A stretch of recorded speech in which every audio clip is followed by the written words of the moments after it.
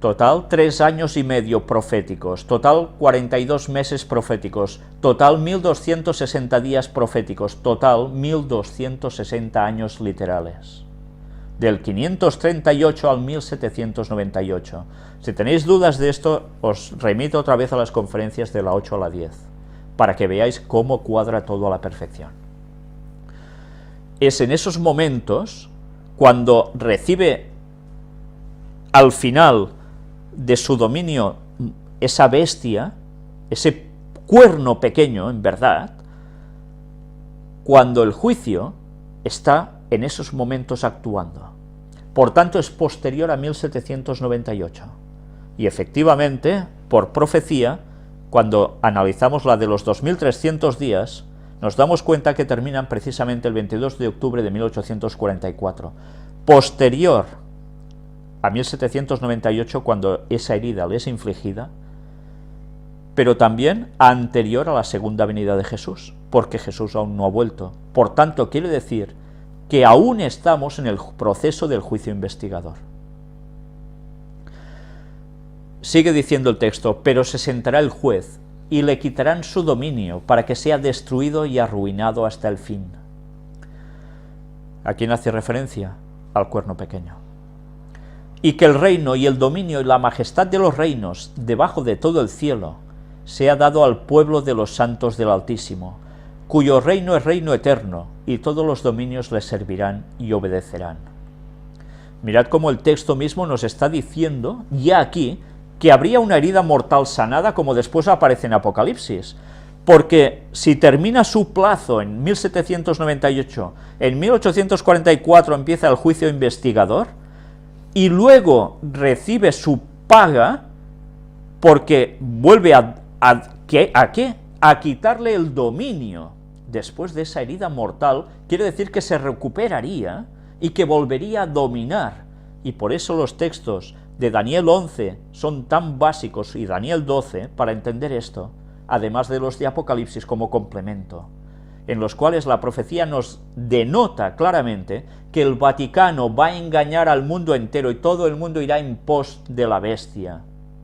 Y es lo que el Papa Francisco está haciendo tan bien ahora, ganándose a todo el mundo. Y Estados Unidos le va a dar su apoyo. Y juntitos, de la mano, instaurarán la ley dominical. Y después viene la persecución de pleno contra los observadores del sábado. Todo esto lo podéis encontrar en todos los temas que hemos venido presentando con más detalle. Pero mirad cómo el texto mismo ya nos está indicando todo el proceso. Y termina diciendo el versículo 28, aquí fue el fin de sus palabras. En cuanto a mí, Daniel, mis pensamientos me turbaron y mi rostro se demudó, pero guardé el asunto en mi corazón. Mirad hasta qué punto el profeta se dio cuenta de que algo de una trascendencia enorme se le mostró. Y queda así, pero no termina aquí. Daniel sigue, tiene algunos capítulos más. Pero bien, eso ya es otra historia, nunca mejor dicho. Ahora nosotros vamos a centrarnos en unos detalles muy bien dados que aparecen precisamente en los comentarios en este libro que escribe Uriah Smith, las profecías de Daniel y el Apocalipsis, tomo 1, en este en concreto es el de Daniel, donde prácticamente desglosa versículo por versículo. Es un comentarista de los tiempos de Elena White. Elena White lo tuvo en su casa, era un joven en esos momentos, la historia ya la he explicado en anteriores conferencias, por tanto no voy a adentrarme más, pero mirad qué erudición y con qué claridad va a expresar estos textos que hemos leído de Daniel. El anciano de días, Dios el Padre, preside el juicio. Notemos la descripción de su persona. Los que creen en la impersonalidad de Dios se ven obligados a reconocer que aquí se lo describe como un ser personal, pero se consuelan diciendo que es la única descripción de esta clase que hay en la Biblia. No admitimos este último aserto, pero aceptando que fuese verdad, ¿no resulta una sola descripción de esta clase tan fatal para su teoría como si fuese repetida una docena de veces? Bien, esto tendría otra equiparación con Mateo 28, 19, ¿no? cuando también cita el bautismo en el nombre del Padre y del Hijo y del Espíritu Santo, hay que buscar las 1001 excusas para decir que eso es añadido, que eso no estaba y no sé cuántas bobadas más. Bien, las cosas no cambian mucho, no hay nada nuevo bajo el sol. Luego nos sigue diciendo: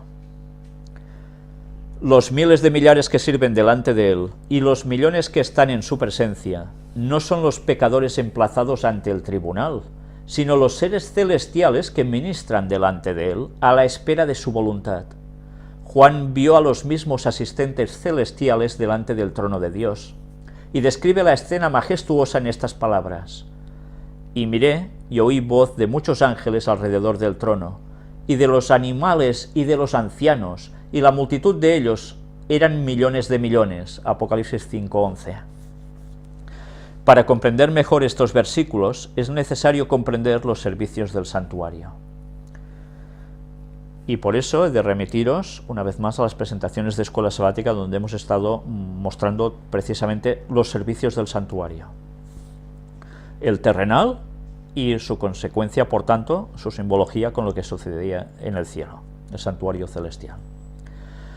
Porque el juicio que introduce aquí es la parte final del ministerio de Cristo, nuestro gran sumo sacerdote, en el santuario celestial. Es un juicio investigador.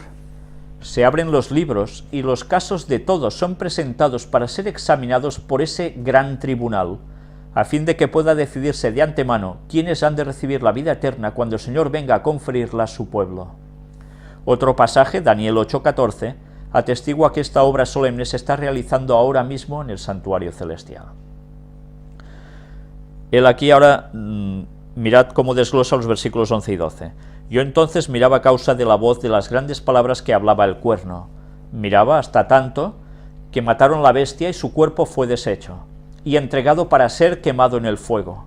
Habían también quitado a las otras bestias su señorío y les había sido dada prolongación de vida hasta cierto tiempo. Fin de la cuarta bestia.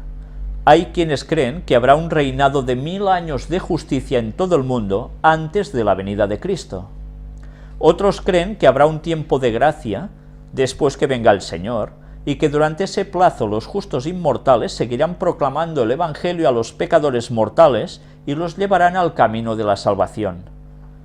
Ni una ni otra de estas teorías haya apoyo bíblico en la Biblia, hay apoyo en la Biblia, según veremos. La cuarta bestia espantosa continúa sin que su carácter cambie, y el cuerno pequeño continúa pronunciando sus blasfemias, encerrando a sus millones de adeptos en las ligaduras de la ciega superstición, hasta que la bestia es entregada a las llamas devoradoras. Esto no representa su conversión, sino su destrucción. Y él cita, véase, 2 de Tesalonicenses capítulo 2 y versículo 8.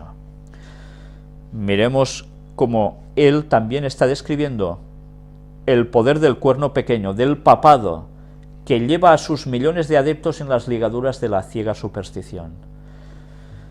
Y es así, porque es primero la tradición que la palabra de Dios, que la Biblia, y cuando mantengo extraños diálogos, por llamarlo de algún modo, con personas católicas súper creyentes de lo suyo, por decirlo de algún modo suave, y puedes mostrarles todos los textos bíblicos que denuncian cómo sus creencias están equivocadas, te dicen que el equivocado eres tú porque hay la tradición por encima de la palabra de Dios. Entonces dices, ¿para qué queremos la palabra de Dios? Mirad cómo el Vaticano está consiguiendo algo tremendo, dice, motivando la lectura bíblica. Pero ¿de qué sirve ahora que se lea la palabra de Dios si en el fondo solo se cogen 4 cositas interesantes de amor y Jesús y no sé qué, y todo lo demás se desecha? Solo la tradición tiene el gran peso. Por tanto, el texto bíblico no importa. Mirad cómo Satanás, a través del Vaticano, ha hecho algo muy sabio. En la Edad Media quemó, diciéndose cristianos, las Biblias. Quemó personas que tenían Biblias, y aunque solo tuvieras un solo versículo escrito a mano de una forma tan sencilla como pudieras, también ibas a la hoguera tú y ese pequeño texto. ¿Por qué lo hacían? Pues, bueno, como Satanás no pudo parar, gracias a la imprenta, que las Biblias se difundieran y así el protestantismo pudo desenmascarar lo que estaba haciendo el cuerno pequeño, la estratagema del Vaticano ha ido cambiando. Y ahora, como eso es imparable, sabe que Dios no iba a permitir esto, pues ¿qué se dedica a hacer? Cambios en las Biblias, en las traducciones, y por si fuera poco, decir que, en definitiva, el texto importa poco, lo importante es la tradición, la superstición. Y Jesús ya denunció eso a los fariseos. Ahora es la misma historia una vez más. Y termina diciéndonos: la vida de la cuarta bestia no se prolonga después que desapareció su dominio, como sucedió con la vida de las bestias precedentes. Les fue quitado el dominio, pero su vida se prolongó por un tiempo. El territorio de los súbditos del reino de Babilonia seguía existiendo, aunque sujeto a los persas. Así también sucedió con el reino persa con respecto a Grecia, y con esta respecto a Roma. Pero ¿qué le sucede al cuarto reino? Lo que le sigue no es un gobierno ni estado en el cual tengan parte los mortales. Su carrera termina en el lago de fuego, y no subsiste después. El león fue absorbido por el oso por el leopardo por la cuarta bestia. Pero la cuarta bestia no se fusiona con otra bestia, ha de ser arrojada a un lago de fuego. Nos está describiendo las bestias que no hemos leído en el texto por omisión. Y termina diciendo, citando los versículos 13 y 14, miraba yo en la visión de la noche y aquí en las nubes del cielo como un hijo de hombre que venía, y llegó hasta el anciano de grande edad, e hiciéronle llegar delante de él, y fuele dado señorío y gloria y reino, y todos los pueblos, naciones y lenguas le sirvieron. Su señorío, señorío eterno, que no será transitorio, y su reino que no se corromperá. El Hijo del Hombre recibe su reino. La escena descrita aquí no es la segunda venida de Cristo a esta tierra, porque el anciano de días no está en esta tierra, y la venida de la cual se habla aquí es la del anciano de días. Allí, en presencia del Padre, el dominio, la gloria y un reino son dados al Hijo del Hombre. Cristo recibe su reino antes de regresar a esta tierra. Lucas 19, del 10 al 12, cita aquí.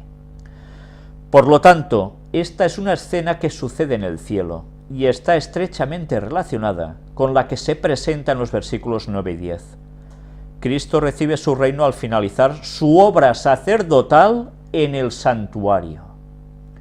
Los pueblos y naciones que le servirán son los redimidos, que cita Apocalipsis 21, 24, no las naciones impías de la tierra, porque éstas quedan destruidas en ocasión del segundo advenimiento de Cristo y por el resplandor de su venida. Cita Salmo 2.9 y 2 Tesalonicenses 2.8.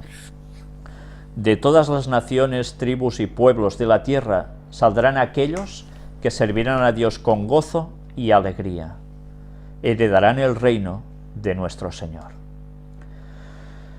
Mirad una vez más, dice, Cristo recibe su reino al finalizar su obra sacerdotal en el santuario. Y esto, cuando termine esta obra, cuando termine este juicio en el santuario celestial, donde Cristo hace de sumo sacerdote, no el Papa, ni la Virgen, ni los santos, sino Jesús, es cuando Él regresa. Y eso va a suceder justo en el año 6000 de historia de la humanidad en la tierra, desde la entrada del pecado, desde la caída de Adán. Y con esto ya os doy otra reseña para lo que pronto vamos a tratar sobre la fecha de la venida de Jesús.